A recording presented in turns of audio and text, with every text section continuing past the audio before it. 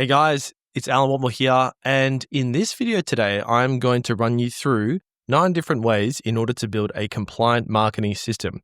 This video is specifically made for financial advisors, but other industries as well can use it too. And the reason I'm making this video is at the time of me making this video, which is the 15th of December, 2025, there's a lot of talk currently happening in the industry about lead generation, using third-party lead generators, and the use of some particular incidents which have resulted very poorly for a number of people. Okay, so what I want to do is if you're in this position now where you're looking to build a system, or you're looking at a system now and you're thinking, okay, am I compliant at the moment?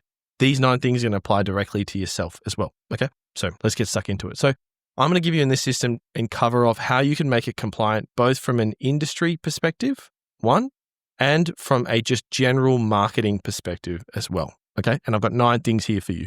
And so the first thing I want you to focus on is making sure that all content, advertising, anything you're doing is preferably under your brand. Okay, so at the recent incidents, so let's say Shield and First Guardian, one of the challenges were that they had third-party lead generators who were running ads, okay, offering, I think it was free superannuation reviews in order to get people in.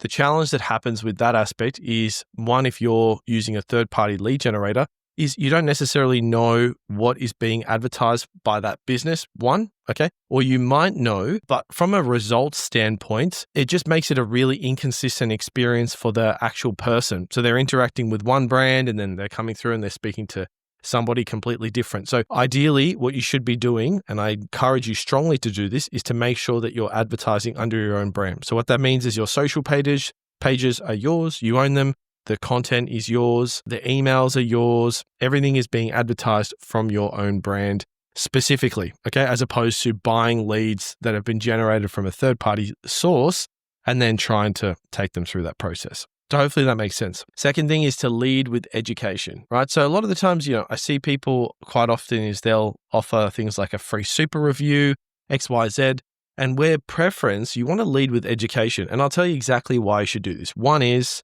it's a lot softer, okay? So it's offering people free value at the start. And 2 is that it actually works better than just going to a direct to offer. So if you're, let's say, creating a guide for a financial advice firm targeting pre-retirees or what have you, creating a resource is going to be received a lot better, okay? In other words, you'll get a lot more opt-ins. And 2, offering people value and education that people are self-selecting and self-opting into. So this works really well, not just from a compliance standpoint, but from a results standpoint as well. Another thing is you want to do is, I've got here number 6, which is have your FSG privacy policy. So you want to have these things in the guide as well. But I don't want to skip ahead. Let's just move to number 3. Number 3 is you want to make it easy for people to opt out, okay? This is not something that's specific to financial services. This should be across the board. But if you're nurturing people through a nurture process, or if you're SMSing people and you're calling people, you want to give people the opportunity to opt out if it's not for them, okay? And that's going to do 2 things. One is it's going to keep you nice and squeaky clean and compliant. And the second thing is it's just going to clean up your list in your database as well. If people don't want to continue receiving messages from you, or they don't want to opt into your process, or they don't want to continue, and they want to opt out, that's great, okay? It means you don't have to spend the excess time on them, and it gives you much better data that you've got. So just making that really clear. And so having that present on the emails, having people be able to do that by phone or via SMS as well, okay? Really, really good. Number 4 is no performance guarantees. So this one's pretty obvious. Like the industry right now does a really good job and the fact that everyone knows this ahead of time. So everyone's doing this now. So not guaranteeing things like performance, and that's just evident as well. But I thought I had to mention that too for you guys as well.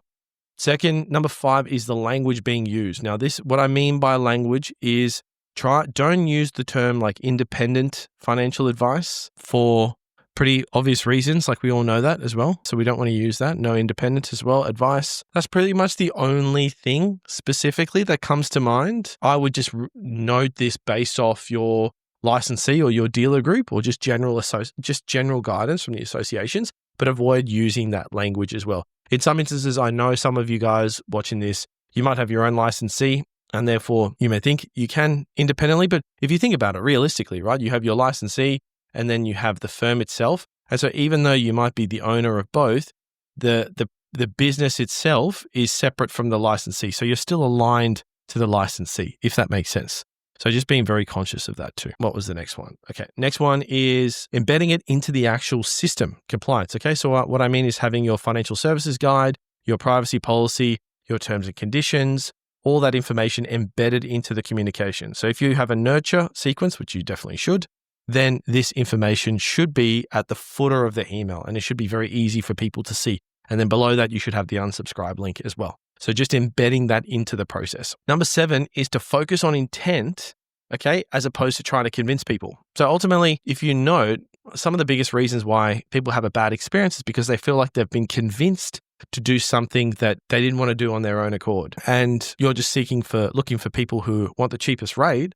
Like, you're going to get those types of people that come through. Then it's not going to perform as well on the ads. Whereas if there's a genuine strategy in terms of lending, if you're looking to optimize your structuring, minimize tax, if there's a lot more strategy to it, it's not something that sort of the normal person could see themselves doing on their own. And so for that reason, you're going to get better results whilst focusing on strategy as well.